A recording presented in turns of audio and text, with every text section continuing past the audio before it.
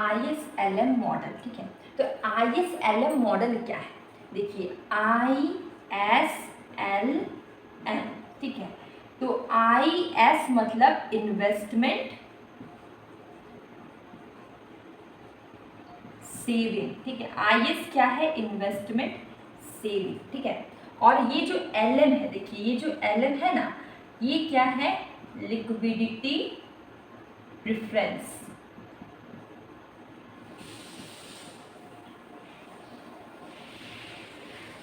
Money supply,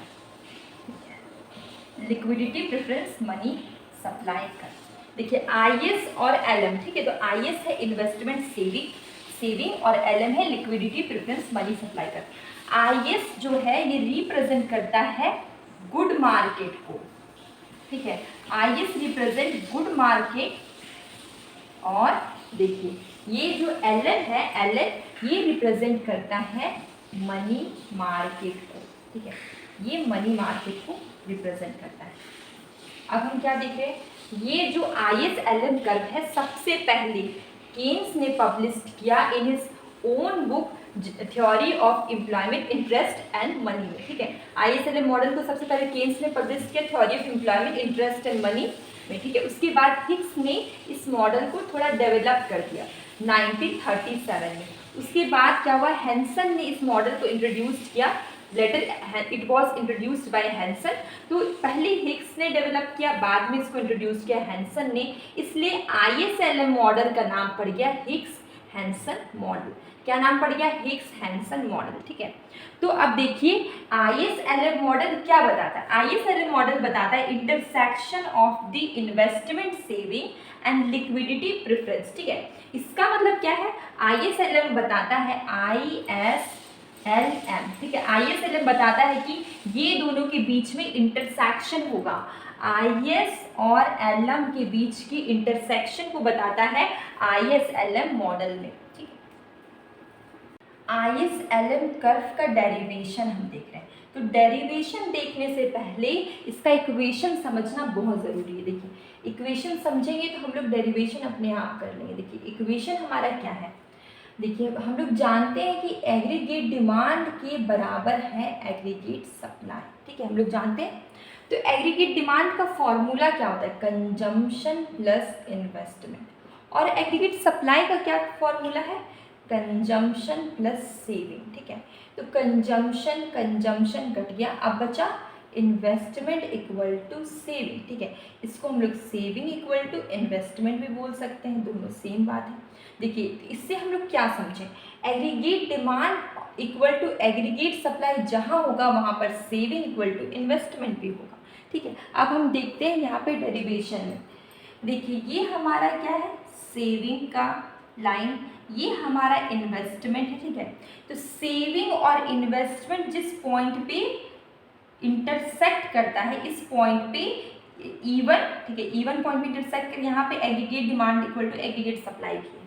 तो ये intersect किया E1 पॉइंट पे, जहाँ पे रेट ऑफ इंटरेस्ट है 6%। उसके बाद देखिए, उसके बाद सेकेंड टाइम में सेविंग इंटरसेक्ट करेगा इन्वेस्टमेंट से रेट ऑफ इंटरेस्ट 5% पे। उसके बाद फिर सेविंग इन्वेस्टमेंट को इंटरसेक्ट करेगा E3 पॉइंट पे। 3 पॉइंट पे इंटरसेक्ट किया, एक E1 में, E2 में और E3 में, ठीक है। तो E1 को नीचे लेके जाएंगे, ठीक है, इनकम तक, उसके बाद E2 को भी और E3 को भी। अब ये जो सारा पॉइंट है 1 2 3 तीनों को कनेक्ट करके एक लाइन खींचेंगे तो यहाँ पे बन जाएगा IS का कर्व। अब हम देख रहे हैं IS का कर्व तो डिराइव हो गया, अब हम IS का स्लोप देखते हैं। देखिए IS का स्लोप क्या है, ये देखिए IS का स्लोप है, रेट ऑफ इंटरेस्ट देखिए डिक्रीज हो रहा है और इनकम हमारा इंक्रीज हो रहा है। तो देखिए रेट ऑफ इंटरेस्ट हमारा कितना डिक्रीज होगा, रेट ऑफ इंटरेस्ट R से R1 डिक्रीज हुआ और change in income more than fall, जितना रेट ऑफ इंटरेस्ट डिक्रीज हुआ उससे ज़्यादा इनकम में फॉल आया, ठीक है। तो यहाँ पे क्या आएगा, जब ये ज़्यादा है इससे, इसका मतलब investment is very sensitive to rate of interest, ठीक है। अगर इन्वेस्टमेंट बहुत सेंसिटिव है रेट ऑफ इंटरेस्ट को लेके तो IS कर्व हो जाएगा वेरी फ्लैट, ठीक है, IS कर्व क्या होगा, फ्लैट होगा। अब सेकंड केस क्या है, सेकंड केस है कि रेट ऑफ इंटरेस्ट डिक्रीज होगा R1 से R2, change in income relatively less. तो यहाँ पे जो इनकम में चेंज आ रहा है ये क्या है, रिलेटिवली लेस है। तो यहाँ पर IS इज नॉट सेंसिटिव, ठीक है, बहुत ज़्यादा सेंसिटिव IS नहीं है। तो यहाँ पे क्या हो जाएगा, IS curve is steeper. Money market, तो मनी मार्केट लिक्विडिटी प्रेफरेंस में, ठीक है, liquidity of money, money market में liquidity of money L equal to supply of money M, L equal to M, ये दोनों क्या है, एक दूसरे के इक्वल है। मतलब लिक्विडिटी ऑफ मनी इक्वल है सप्लाई ऑफ मनी के। देखिए इसमें L का फॉर्मूला है demand for money equal to LT, LT क्या है, liquidity preference for transaction motive.